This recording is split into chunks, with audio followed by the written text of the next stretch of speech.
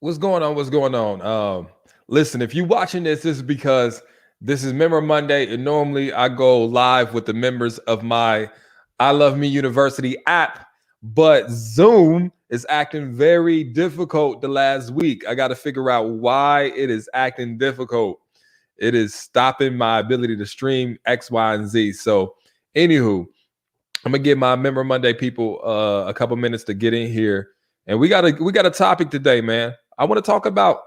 I want to call it like the counter motivational speaking, culture, counter culture. So I kind of want to talk about that. I see Paris, thank you. I see people coming back in. Member Monday people, I do not know what happened. I wish I could tell you what's going on, man. With Zoom, it is getting to me, but I want to keep my obligations to you guys. So we're gonna go live here. I could have went live in the app, I guess, but it is what it is. I like I like the microphone. I gotta figure. Uh, yeah. All right, cool. Y'all in here? All right, listen. Let's talk about it. I can see y'all comments. Can I bring somebody on? Hold on. Show private chat. I can bring people on though. Listen, I can bring people on. Let me see. I can invite guests. Actually. So if you want to be a guest on Member Monday, I can invite you to be a guest on Member Monday. All right. I'm going to post it in here. So look, let me see. Can I post it as a comment in Member Monday? Comment. Oh man, I can't comment on my own stuff. Hey, that's Saudi. Okay, so all right, cool. This is what we're gonna do. If you're inside the group, if you want to go live, hold on. If you want to go live with me, here's the link. So inside the app, I posted a link that if you want to join me on this live and ask me a question, you can. Okay, sound good? All right, let's get to it. All right, listen. All right, let's talk about it. My man, Kevin Samuels. Well, he's not my man, but he is a lot. He's everywhere. He's on my TikTok. He's on my YouTube. He's on my Instagram. And let me tell you something, man. I feel like Kevin Samuels. If you guys are aware of him, I feel like he makes a lot of really great points. It's not my style of delivery. I'm sort of say it plainly, but I feel like there is merit to some of the things that he says, especially when it talks about really assessing yourself accurately. When we talk about more, maybe being realistic about the improvements we need to make as people in order to get the things we want. However, however, ladies, if you're familiar with that kind of brand of content, I want to say this. Not every man defines a high value woman as to just like what she looks like. All right. Not every man is just looking for a certain shape of woman. There's different strokes for all different folks. And so what works for person A, B, and C may not work for you. What works for man A, B, and C are might not work for this guy. And so I want everybody to understand and take a grain of salt when you're listening to people's advice, because sometimes you'll listen to advice and people will be like, well, if you don't look a certain way, then you're never going to get this type of man. If you have children, then you're never going to get this. Here's my point. Listen, people get married every day, B. You know what I'm saying? People that's been married before and divorced, people with children, without children, people with high paying jobs and low paying jobs. I feel like you win when you find someone you love and someone that's compatible for you, someone that can appreciate you, and someone you can make a decent to nice life with. At some point, we've replaced our standards with trivial statistics. And then we find a person with those statistics. We sacrifice so much sometimes, and even to do that. Sometimes because we're just looking for a person that has a certain shape, we overlook a person that had the right shape of their heart that was compatible for us. I think we need to quit like normalizing this whole way of thinking that make you feel like you should evaluate a person simply based off of the stats they have. Now, listen, I'm all for you waiting for that person you feel like you deserve. And if that person you feel like you deserve makes $100,000 a year and you want to wait for that person, I'm all for that. But my point is this: what if there's a guy that makes 60 but treats you like a queen? We in a society where nothing's enough. That's the problem. Nothing's enough.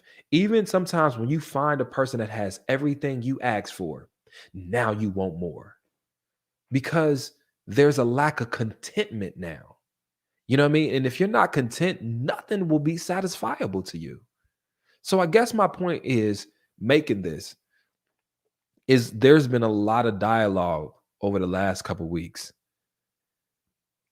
And unfairly, man, I've seen content directed at single mothers. Like just because now you got a kid, you ain't gonna find somebody that's high value. What the fuck? Like, what?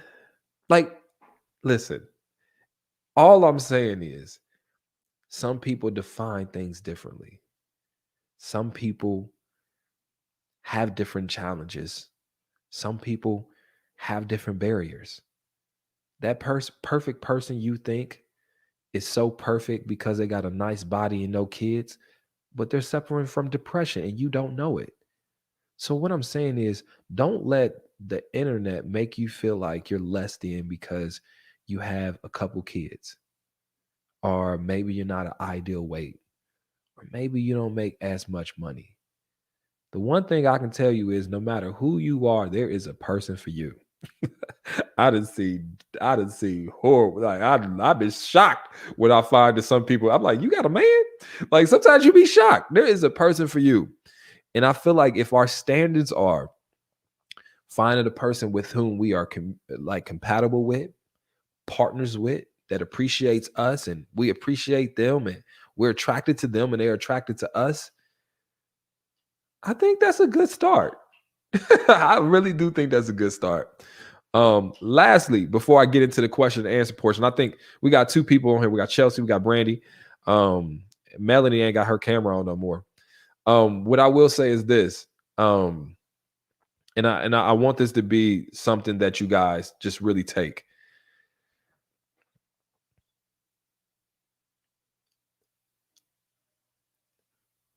And this is responding to the live I did this morning with Aaron, or this afternoon. Listen, if someone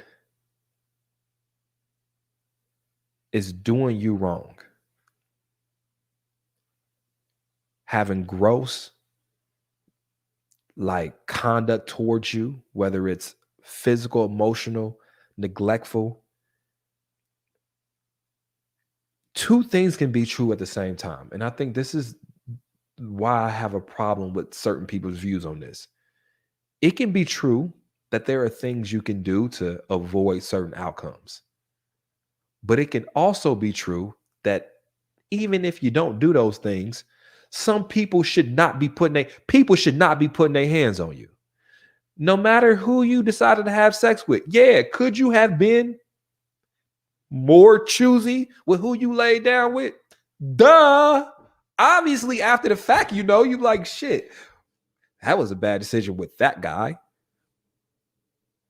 But regardless, if you did or didn't, this person should take care of their children. And I think that what I've been seeing over the last couple of weeks has been really bothering me because it's victim blaming. And that is something men have done to women for the beginning of time, yo. It's made it feel like it's your fault. Why would you wear that dress? If you didn't want it, if you didn't want him to do, why would you go to his hotel?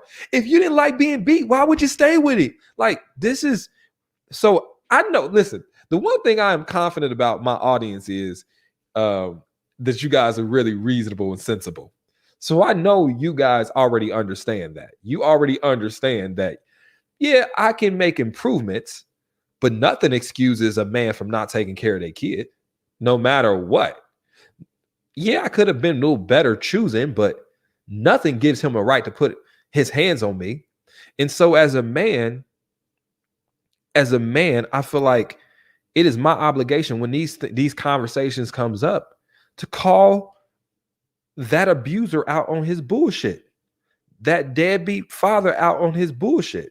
I can't just say he's a loser and move on. I can't do that. We have to talk about this for a few minutes. You know what I'm saying? We have to talk about that for the few men that are watching. We have to talk about, you got to not do this. We got to be better leaders, man. We got to do this. And then only after that can I now say, now that that's out the way, ladies, what's some things we can do tangibly so that no matter what, we can protect ourselves. And then that's how that conversation comes. But last thing I'm gonna say before I get a couple of people on here is,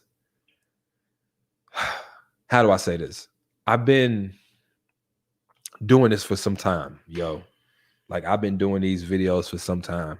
And listen, I got my fair share of sound bites. So I don't really hold people like to I don't my perspectives on things have changed. So if someone has a bad sound bite and you're doing videos every single day, I don't have a problem with that, because I know how tough it is to say the right thing tactfully every single time and not offend people. Like, you're gonna do that. If you go to some of my videos in the past, if it's not taken in context, sometimes I could come across a little too strong toward women.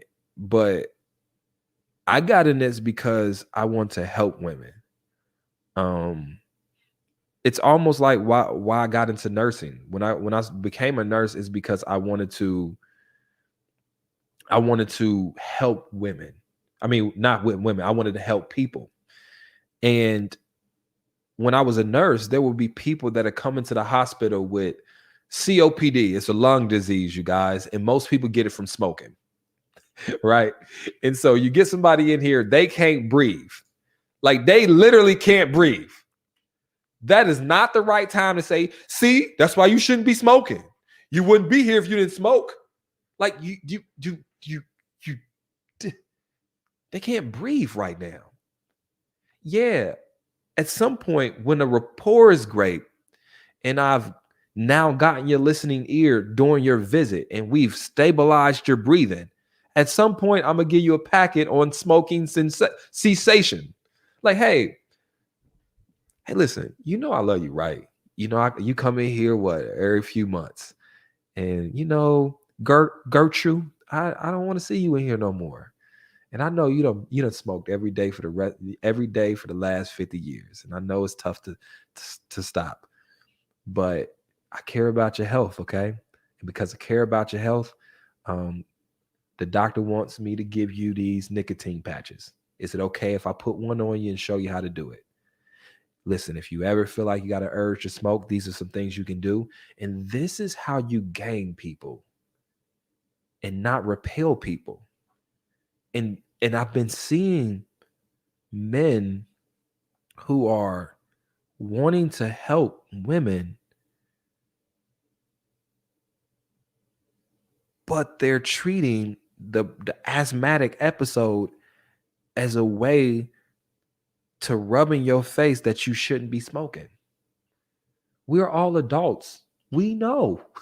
Listen, that person that come into the hospital with COPD, no, they know that they there because they ass was smoking. They know it. I know it. You know what I'm saying? But here's the main difference between the analogy I just used in real life.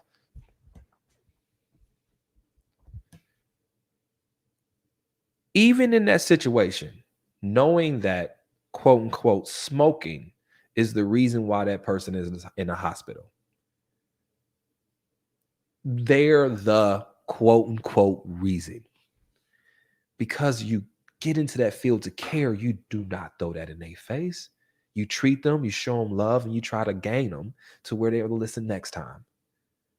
However, this is different from a lot of the stories you hear because you're not the reason you're in heartbreak hospital.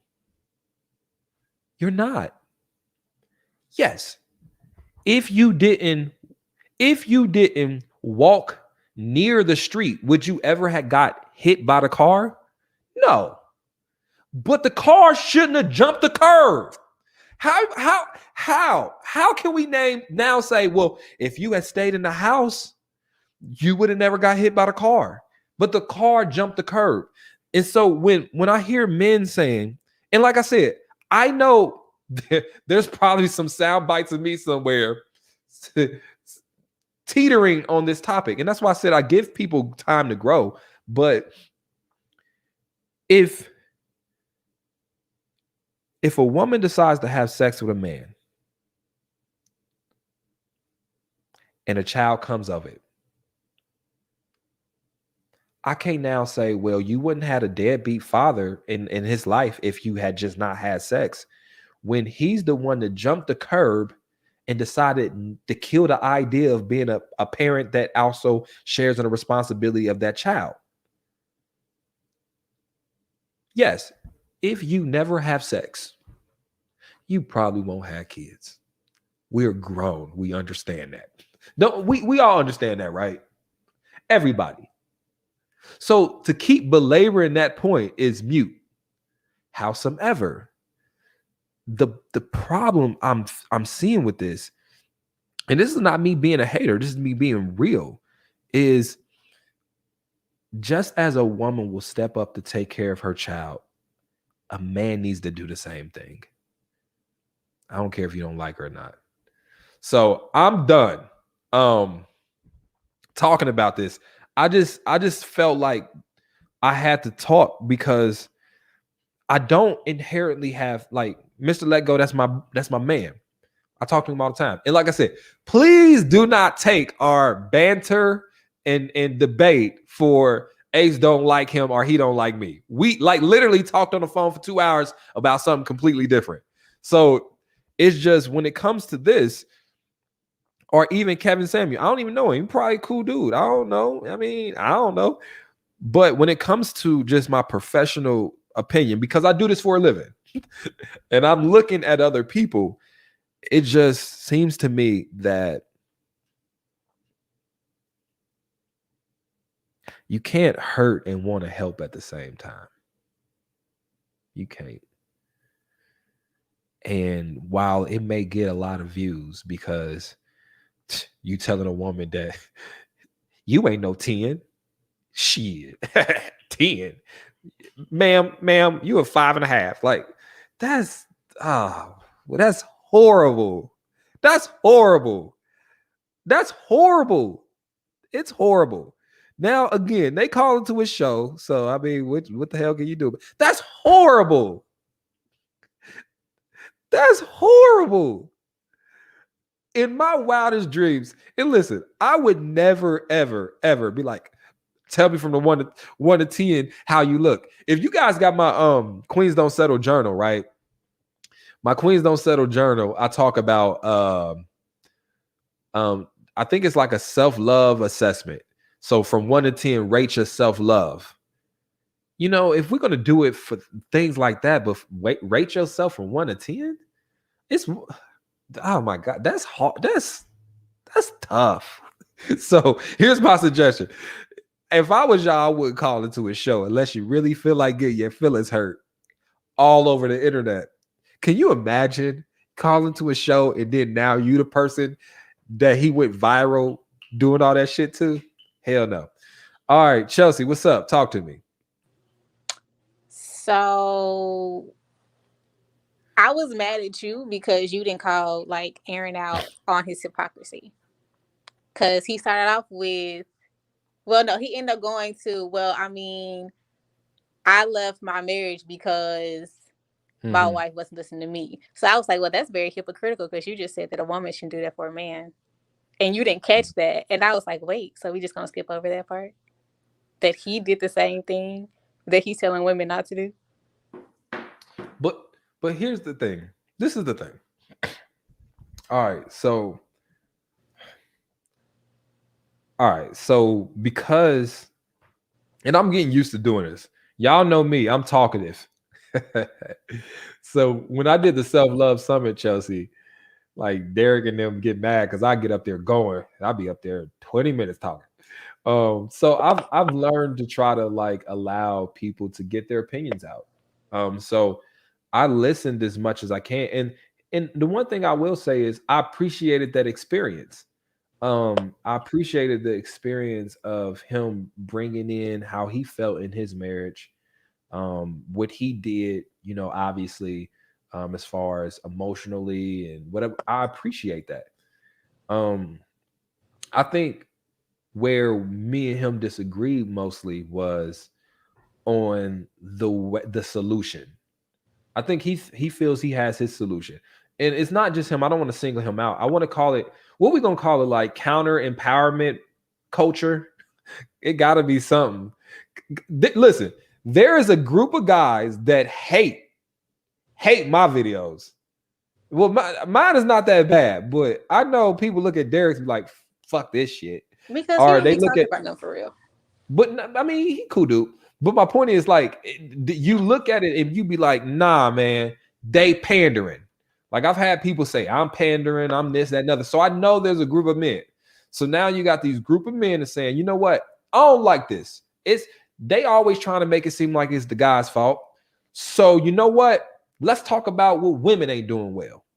And so there is that counter. What we gonna call it? Like, I don't even want to call it like men and is it men empowerment? Men are always empowerment, are always Yeah. empowered, so you can't call them empowered. It's just like men not holding themselves accountable because they want a mother in a relationship.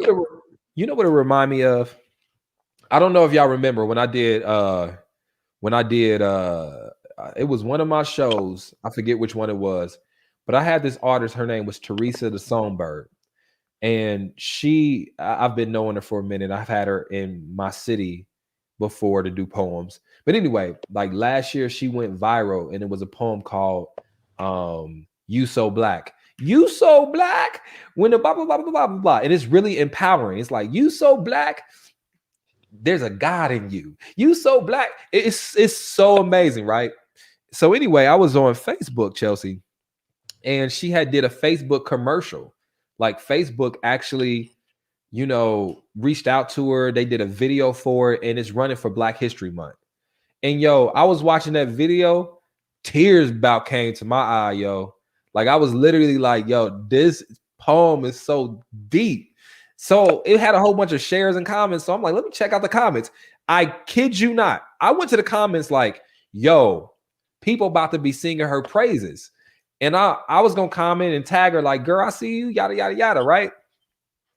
I went to the comments and it was so many white people talking about, what if I made a poem called You So White? How racist would that be? Yada, yada. But it went on and on and on and on and on and on and on. And so I commented on one of the posts. I'm getting to a point, y'all. He was like, if I had made a poem called You So White, I'd be labeled a racist, blah, blah, blah, blah. And I said, well, no. He was like, if you switch the word from black to white, I'd be so racist. I was like, no, well, here's the thing. It wouldn't be racist if you switched slavery from black to white and Jim Crow from black and white to white and redlining from black to white and prison school to prison pipeline from black to white. Then if you made a poem called I'm So White and it's empowering, then it wouldn't be racist, right? And so the reason I bring that up is it's almost and not in a similar type way. I don't want to disrespect the struggle, but in a similar type way, that's almost what male privilege is like.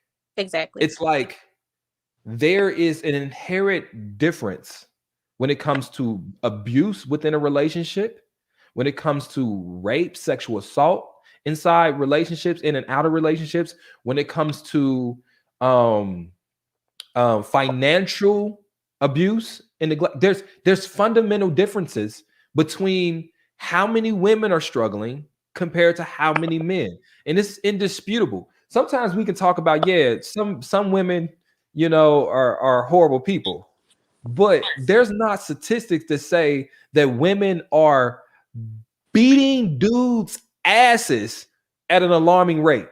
You know what I'm saying? To where this man fears for his life and his safety. And you don't have women leaving men with children. And so when men, it's just to me so like, what about us? And it's like, how? Like, I know you want it to be about you. I get it, but right now we're talking about these issues that no matter how much I try to equate my plight as a man, I will never understand having a child and a man not being there to help me take care of it, or a woman, vice versa. How many men really are stuck with children? Now it happens. It happens. But dang, the pay gap. Chelsea, me and you can be as qualified at the same thing. Right. Matter of fact, you can probably be more qualified than me. Okay. But statistically speaking, I'm probably gonna get paid more than you. And I'm probably gonna be when I talk, simply because I got a dick for whatever reason, people gonna take it more seriously coming from me than you. So when men get on here talking about, well, what about our problems? I'm not dismissing yours. But what I'm saying is, you have to sit up and say, I have an inherent male privilege and also an inherent responsibility, especially me as a man, to point out and call other men on their bullshit. Because again, we don't encounter the same thing. Chelsea, I know I'm talking. You are. I know you probably have more to say. I do. But what hold on. Did you have more to say? You done got me going. Because the thing is, men like to tell women how to be women. But if a woman tells a man how she wants her man, then it's like, oh, you're trying to tell me that my mama didn't raise me right. I mean, I could be telling you that, but then they'll be disrespectful to your mother. So let me say this. And Chelsea, thank you for your contribution today. Normally I make you put your things in a comment, but because we don't have one. Okay, but guess what? I can still mute. Bye, Chelsea. So listen. So to her point though. First of all, I know y'all. These are my Member Monday people. So I know you guys are sophisticated enough to understand that, hey, just because we all know that there are things that women can do to have better outcomes in relationships. I've said that 4 times. I'm gonna say it one more time just so y'all know. Yes, there's things you can do to have better outcomes in relationships.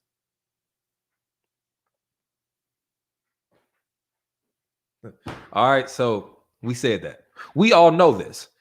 I think my point is how you have a group of men upset at other men deciding to empower the group of women in which they feel like have been disenfranchised. Like, think about it. Like, as a black man, I'd be like, man, we go through a lot as a black man, man. You know, I go through a lot. I'm a black man in America. What about what black women go through? Like, do nobody, like, same thing, women of all ethnicities. It's like, yo, it's all misogyny, chauvinisticness, patriarchy. This is real things, man. And I'll tell you this, as a man, like, I just try to do my part, to help. And I'm not overly bashy toward men. I don't really think I make too many bashy videos. Some videos are like, oh, that's kind of bashy. But for the most part, I feel like I'm really tactful with how I attack men. And most of my videos are saying, hey, ladies, you should do this, you should do this. But they're really general, it's really general advice that if you put he instead of she, it still applies. But I'll end this before take who I want to speak to next. I see Melanie on here. Brandy is on here. She sleep now. Lori don't got her camera on. Brandy, you still up? Okay, I'm gonna call on you next, Brandy. Um, so okay, ending this. This is my ending on this conversation. I have professional respect for anyone that has the ability and also the skin to be able to put their opinions out on the internet. And as long as you can articulate and defend your opinion, I don't have too many issues personally with you. Professionally, I might. So the Kevin Samuels guy, I don't personally, I think he might be a cool dude. I mean, I don't know. Professionally, you know what? Personally, I'll be watching his videos because they entertaining as hell. I will say it get me. It remind me like Kevin Samuels videos is like the silhouette challenge. Like as soon as I see that beginning song, I'm like, oh, I gotta stop and watch. Or when I like a week ago when I was here, shaking your reflection and telling your best friend, oh girl, I think my bike. I was like, oh, let me watch this every time. And so every time I see one of his little videos, I'm like, let me see what the fuck he got to say real quick. Like it's really addicting. Because sometimes you have people that are polarizing. Like, I don't like Donald Trump at all. But anytime some news of whatever Trump was doing, I read it because it was like, what the fuck he done did now? But professionally, I'm like, yo, let me say this. Because I've said some unflattering things about him, so I'm going to say some flattering things because I feel like balance. I feel like he's very articulate. I feel like he's a calm speaker, which helps his message, even though it's strong, to be tolerable to the point where I could watch it without cringing. However, maybe I'm a little soft because every time I be feeling sorry for that person he talking to, boy, I be feeling sorry. Like I be like, damn, that's fucked up. All on the internet too. Jeez. But then I also remember they did call in and want to talk to him. So I mean, I guess this is what they wanted. Aaron, the same thing. Aaron, I feel like the idea of, you know what, there's nothing we can do about these men right now. What we can do is control you. I love that. I love that outlook. I love the outlook of saying that don't matter. Like whatever happened don't matter. What are you going to do about it right now? And for some people, that's what they need. Some people need that. So there's many ways to skin a cat. So I want y'all to understand that professionally, I may disagree with them and they may disagree with me. Oh shit, I don't know. However, there are good things that I see and I notice. And so I appreciate those things about them too. Brandy, did you want to say something to me? You shake your head if you do. Okay. Brandy, what's up? Talk to me. Oh, Chelsea. How Chelsea get on? No, Chelsea, go. Bye. You got to unmute yourself, Brandy. I had to write a paper for grad school today, so I've been in bed with no makeup on. So, anyways, back to what you were talking about when we were on Zoom. I'm kind of going backwards because when you were talking about women don't just go for men who would, be abusive because they're not going to be abusive on the first date. I was in a verbally abusive marriage. Now, my ex-husband never put his hands on me, but he didn't act like that from day one. Had he, I would not have married him and had kids with him. I mean, any woman in her right mind wouldn't do that. My ex-boyfriend was seemed to be a decent guy from the jump, but one thing I think women need to do that I did do with him, I kind of investigate. You need to, if you got mutual friends on Facebook, kind of inbox them and say, hey, this guy, tell me some things about him, And I don't know, you're a man. I don't know how you would feel if a woman did that, but I mean, I have children and I want to guard my heart like God says. So it's kind of like just, okay, I didn't hear anything bad about him, so I give him a chance. I went out with him. We dated for a few months. Well, then he started calling me out my name, and I thought, my ex-husband did that. So it was like flashbacks. And I thought, no, I'm a strong, independent woman. I don't have to put up with that. So he had 5 kids. He took care of all his kids, but I got to wondering, why did it not work out with his 2 children's mother? And like I would get ready for work in the morning and walk by the mirror. He said, "There you go, walking by that mirror again. You think people gonna forget what you look like from last week?" Just ugly comment. And I was strong enough as a woman to just, end it. But I see a lot of younger women. I'll be 37 next month, but I see a lot of these younger women who will take abuse from a man like that because they're getting attention, whether they're getting hit or they're getting talked to ugly or they've had kids with them and the man stays gone for 2 or 3 days at a time. They just don't value themselves, and that hurts me as a woman because I see women who have potential to have so much more. Like, and me and that man looking back now, like, I'm not saying I'm better than anybody, but I'm a teacher. I own my own business. I'm in graduate school. I have a grown son who's almost 19. My daughter's 14.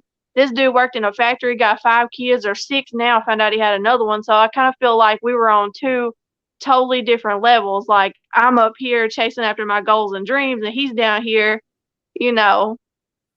I mean, and I don't mean that to sound ugly. Does that sound ugly? I don't mean that. No. Now I'm like, why? I didn't want to judge him from the beginning because he was charming and nice. That's why I investigated. I was like, I'm not going to judge him because he has 5 kids and works in a factory. He could be a really good man because money and all that doesn't matter. It's how you treat me. So that's why I gave him a chance. Well, then when he disrespected me, now I don't have to tolerate that because I can hold my own. Yeah. So let me say this. Thank you for your outlook too. I want to respond. I'm going to take you off the camera for a little bit. I'm going to respond to what you said. Okay. Okay. All right. So listen, couple things. My watch died. I'm like, who hit me up? Who hit me up? All right. So couple things. I want to address a couple of things she mentioned on, but not specifically about her specific thing, but it sparked this thought from me. And I'm glad you said that because I meant to talk about this too. The one thing, and I'm going backwards, but I got a couple things. Okay, just give me some time, y'all. Give me some time. I'm going backwards. So the male privilege thing, right? It is not so easy. It is so much easier for men to sit up there and be like, why are you still with somebody that's putting their hands on you? Like, right? It's so easy because most men that say that have never really had somebody put their hands on them. You know what I'm saying? So you don't have the feeling of knowing how it feels to have someone you're in a relationship with that you love with everything you have put their hands on you. We don't have that, knowing those feelings, and then 2 days later this person bringing you a gift and caressing you and making love to you like nothing happened and promising they're gonna change. We don't go through that on a level on par with women. Like, listen, in my adult life, I've probably been hit before by a woman, probably. But even then, I never feared that I was going to get hurt. You know what I'm saying? Like, I've never was like, oh, what if this person go off right now? Am I safe? I never thought that. As a man, I don't think about that. As a man, I've never walked down a street and thought that someone may, do something sexually to me against my will. And so inherently, this is the point I want to say. It's almost like a lack of reading the room when you say, well, why would you stay with him then if he putting his hands on you? As if you've been through something like that. As if you felt being financially dependent on someone you share children with that has this power, as if you've ever had the fear for your life. Some people stay because they think if they leave, something physically gonna happen to them. I've never feared it. Boy, it's the testosterone in me. For me, you gonna have to prove it. You listen. That's why dudes be dying and shit, right? Because it's like some of us don't have like healthy fear. Like we'll sit up there and be like, what shit? You just gonna have to shoot me there. Like, but even me saying that, I have not been in a situation where someone that I had to be around was constantly putting their hands on me and I couldn't do anything about it. So when we say that to women, it has to be said with so much tact and understanding, because inherently our male privilege gives us this air to try to say it. And Brandy, I want you to let me say this now. You got to let me say what I'm about to say. This is not towards you, but it's about white people. So you're going to have to let me say it, Brandy. You know I got a good heart, right? But that's almost like when white people be like, well, slavery was over 200 years ago. You can't use it as an excuse no more. I feel like if anybody works hard, they can be anybody, anything they want to be to a black person. Like, what? You're just not working hard enough. That's why you ain't got the same opportunity. What? I feel like, boy, Brady, you don't understand how that feel when you hear that. Like, it makes me so mad because it's like, you don't understand what we go through. Like, you can kind of think you do, but you don't understand. And that is the way that I try to present it to men. Like, when you say certain things to women from your male point of view without addressing the different barriers and challenges that they face, it can come across as like ignorant, you know? And so I guess my point, that was that. Also, look, Brandy, I don't know if it's a lack of self-love, and it is. Okay. It's a sort of lack of self-love. The reason why, like I said, multiple things can be true at once. However, I just don't think most people think that a person is going to put their hands on them. Like, I just don't think most people think that.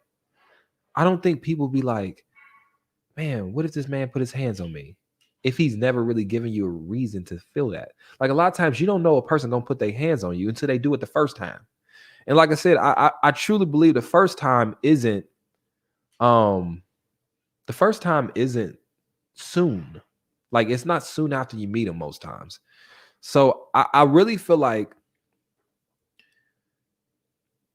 there is a lot of people that do leave those relationships, but I understand why people stay. Now, that doesn't mean you should give up and admit that you're powerless to it. But I do think that everybody needs to recognize that there's some barriers, whether it's psychological, physical, or financial, that prevent somebody from feeling like they can leave. And my job as a person that wants to motivate or encourage or coach is to let you know that it's okay to feel insecure about or afraid to leave, or it's okay to have those feelings. You're well within your right to feel this way. It's okay to be conflicted. 1 minute you're hating, 1 minute you're loving. That's okay. You can have all these feelings. It's okay to want to see the best in him. But when it goes down to it, let's acknowledge everything you've experienced and let's develop a plan that we can implement so that you can be in a better situation. All right. And let's get to there. But the one thing I'll never do, and I don't feel like motivators should do, is chastise people for being in very human situations. We acting like someone staying in an abusive relationship is rare and something is wrong with you for doing that. Shit's so common. It's common because it's human nature in us to want to see someone improve. It's human nature in us to not want to abandon somebody. It's human nature in some of us to be an empath and fixers. So what we have to do is say, there's nothing wrong with you. You're not experiencing or going through something that other people haven't been challenged with. However, what I want you to do is get in a healthier situation in your life, a safer situation.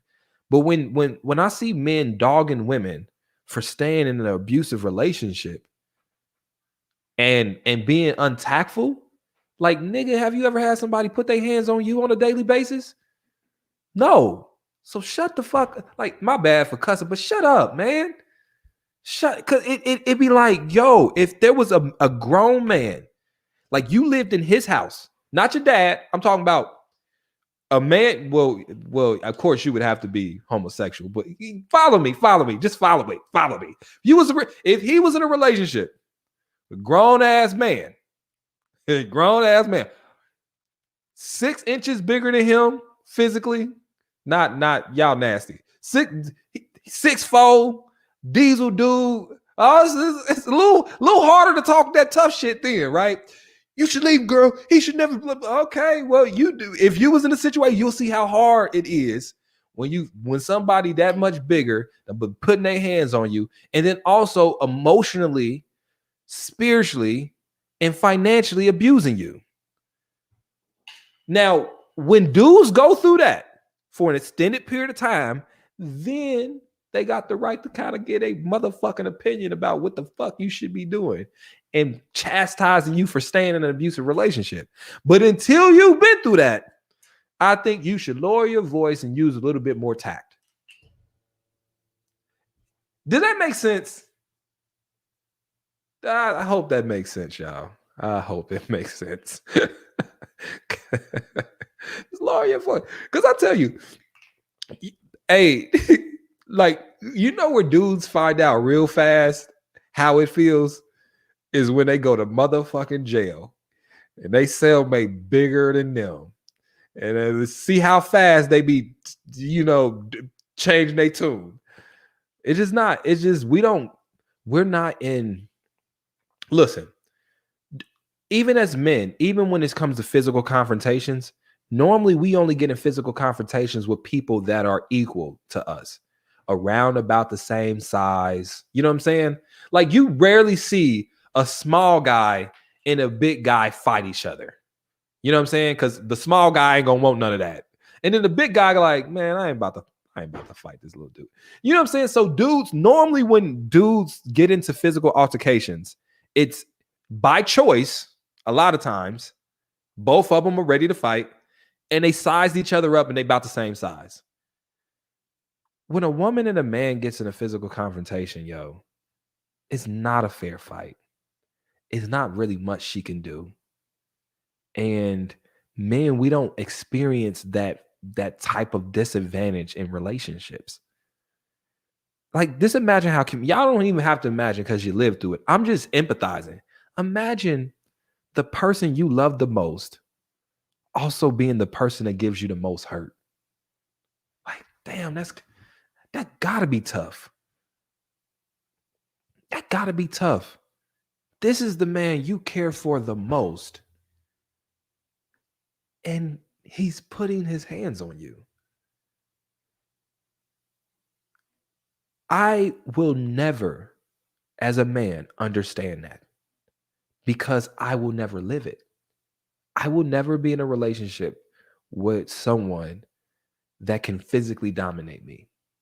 It just never will. I mean, she'd have to be now. If she go get a knife or some shit, now it's kind of even.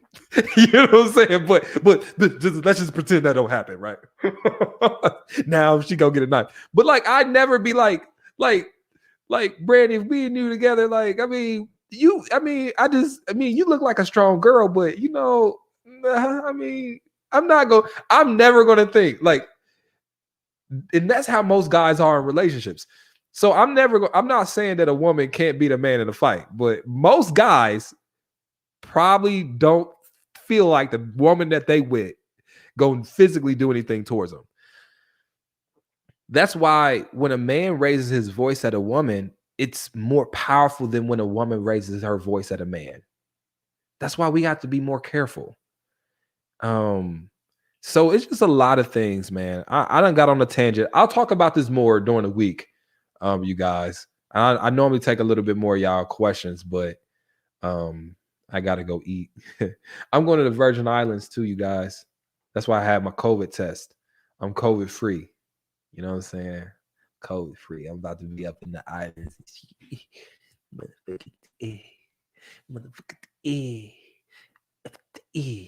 See the yeah, be in the islands, y'all. I can't wait. I can't wait. But I'll end it. This is a stick to landing moment.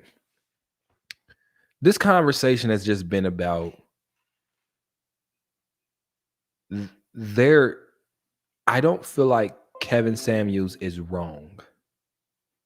Like in the words he says, I feel like he's a very smart and he's smart. He's intellectual. I don't feel like he's wrong in a lot of things he says. But there's a difference between not being wrong and being right. You know what I'm saying? Being right considers all the factors, all the things. It's a multifaceted view of things. It is also now delivering it like when I would give medication, right? As a nurse, you got, you know, right amount. What was it? Right drug, right amount, right route, right time, right documentation. Like you have to be right in like 5 different ways, right? When you passing a damn pill. And the same is true when you're trying to be impactful. It is being right is not is it's multifaceted. So even if you're right in the way the things you're saying, you got to also be right in the way you say it and right in the person you're saying it to where that person is receiving the message. It got to be the right time in their lives for them to be able to digest it. So that's my challenge to them. Like I don't have any personal quarrels, and I'm not even saying, listen, shit. I'm shit. Ha. What comment? What happened? What y'all doing? Y'all talking about me? Y'all talking about me? I don't know. Now can before I get off of here, I gotta say something. Now that I've been doing these videos with my lights now, right? I got my lights on. Now that, oh, it's a private chat.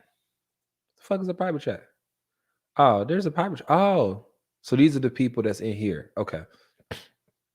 Now that I got my lights, y'all. Sometimes I'll be looking at myself, right? As I'm speaking. And the lights give me like moist eyes. Do y'all see my moist eyes?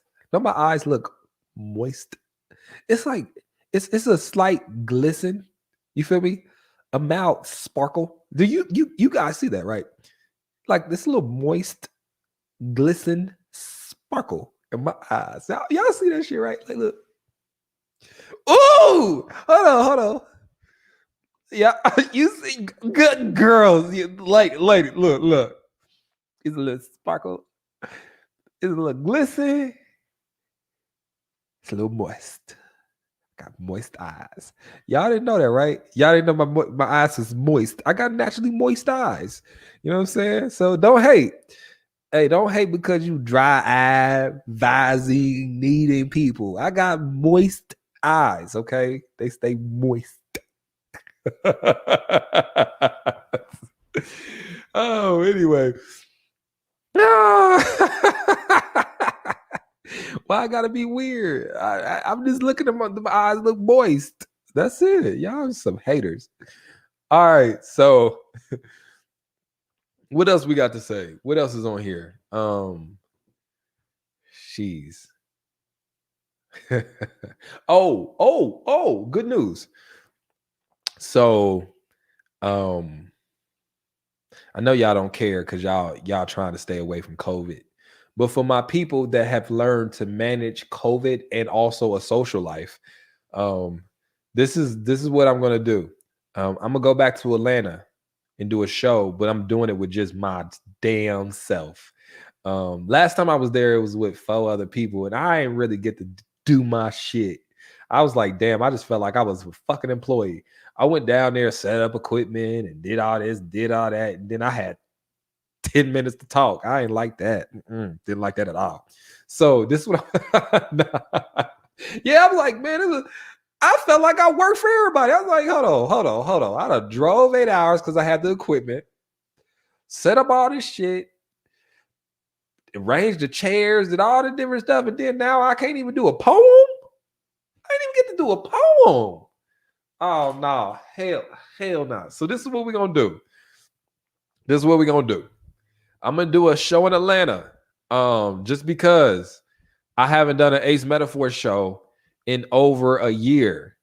So what we're gonna do is we're gonna do it the same way. So if you came to the show last in November, it's gonna be probably in the same place, the same way. So social distance seats, they're gonna be sold in pairs. I don't want to hear y'all complaining about that. I don't want to hear nobody complaining. You got to buy 2 seats.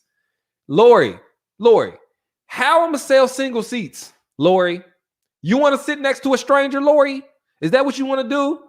Huh? Okay, then. You're gonna have to buy 2 seats. Your seats will be paired. So it'll be 2. Oh, okay. 2 over here, 2 over here, 2 over here, 2 over here. They'll be 6 feet apart. And you got to keep your mask on the whole show. I know in Atlanta, y'all act like COVID don't exist. However, at my show, COVID, we're gonna act like we're gonna sanitize and we're gonna wear a mask, okay? But it's gonna be in Atlanta. I was thinking about doing like Dallas and Chicago. I was thinking about doing Vegas simply because I wanted to go to Vegas. But let me tell you this, Vegas is probably my least, like, you would think I would have a lot of fans in Vegas. I don't. Like, the times I've done Vegas, I probably had like 30 or 40 people. I'm like, oh, Vegas don't fuck with me that much. I'd be embarrassed. I go there, I'm like, damn, ain't nobody here. That's what I'm like, shit. That's the one, like Vegas. All right, let me see. Vegas, I've had 30, 40 in other smaller cities, but I didn't expect to have no people there, like Tallahassee or something, or Savannah, Georgia, or Indianapolis or something like that. But Vegas, you would like in your head, you like, Vegas is a big place. Like, people should be there. Nah. But you know what though? Hold on. Hold the presses. Hold the motherfucking presses. You know what? If people, it's cheap to fly to Vegas though. It is cheap to fly to motherfucking Vegas.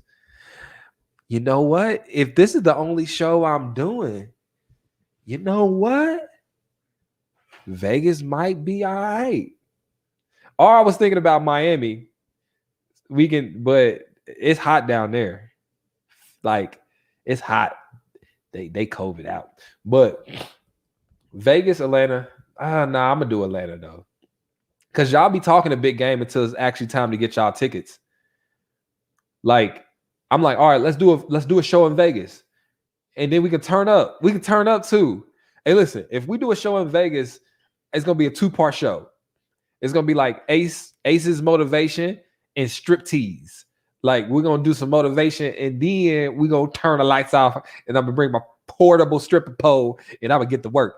Y'all better bring y'all dollars. I'm taking everybody's dollars. I'm gonna have my my banana hammock on, my stringed banana hammock, and y'all gotta put the money in the little string, okay, like a G-string, right? So you know what? That might be. I'm having a little banana hammock. Is that what it called? The banana, the way it got the little, banana hammock, a banana hammock. But no, that would be fun though. I'm gonna put it in the I Love Me University. But see, y'all, if I can get this, is what I'll do. I'll do Vegas if I can get at least if I can get enough people to pay for the venue, I'd do Vegas. So that means we can get 20 people to agree to come. And it's a higher ticket price now. So it ain't gonna be 50, it might be 80 something. But it's only gonna be 20 to 30 people. And then we can all kick it in the casinos and stuff, you know? If y'all down to do that, I'm down to do it. I'll do Vegas. I'll put it in the group. Y'all. I'll put it in the group. And what I'll do is I'll put the tickets on sale, and then, like I said, I'll pick a date, see a venue. And as long as we can get like 20 people, 20, 30 people to agree to come. Now, y'all got jobs, don't y'all? Y'all got jobs? Because if you didn't have a job, that'd be easy. So me and my friends, we going 420.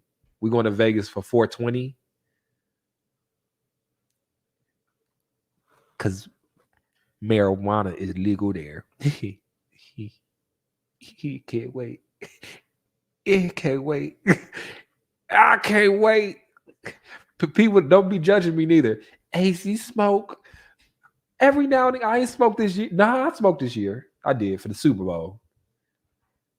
And then the last time I smoked before that was New Year's. I probably smoke a handful of times a year. But 420, I definitely smoke. Who don't smoke on 420? Y'all tripping. We're gonna be in Vegas. I'm gonna get some Eddies. You know what I'm saying? Some little cookies. You feel me? Listen, let me tell y'all, ladies, if you ever get an Eddie, don't be like, this shit ain't working. Let me eat some more. Don't do that. Oh, don't do that. Don't do that. Don't do that. Ooh, don't do that. Let me tell you this last thing. I'm gonna get off of here. One time, I had this cookie, right? I promise you. And I had seen people do this before. I've seen people warn me against this. But I had this cookie, right? I ate half the cookie, right? Half the cookie. I'm like, all right, half the cookie. Keep it safe. So an hour passed. I'm like, man, I didn't feel this little motherfucking cookie. I think I was supposed to eat the whole cookie, right? That cookie didn't make it down my esophagus before the previous cookie hit my ass. After I gulped, I said, ooh. The previous cookie said, pop, pop, pop, pop, pop. I said, ooh, ooh, ooh, ooh. And that's when I knew I fucked up, y'all. It was at that moment I knew I fucked up. Let me tell you how I knew I fucked up. I knew I fucked up because I was fucked up before I even knew the other cookie had a chance to digest. I'm like, that cookie is sitting right here, and I'm already messed up, right? And so anyway, I had to go sleep. I said, let me go to sleep before this hit. Have y'all ever been? I know y'all don't smoke, but for the people that do, have you ever been like so high you dizzy? My head was spinning. I said, I gotta go sleep. I'm like, I do not want to be awake when this shit hit. So I went to sleep. So I saved myself. I was saved by the bell too. Went to sleep. Anyway, I'm planning on doing Vegas then. Okay, so if y'all want to come, we might have to open it up. Now, I'm about to eat this feta. It's this feta challenge thing that was on TikTok. Did y'all see that? Where you take a big block of feta cheese? I'm about to eat that. The TikTok feta challenge. Okay, don't worry about it. I'm about to eat the feta. The feta got a whole bunch of other shit around it too. And I'm gonna drink some wine. All right. All right. I love you guys, man. And so, okay, before we get off here, Vegas or nah? Y'all like, nope. Atlanta?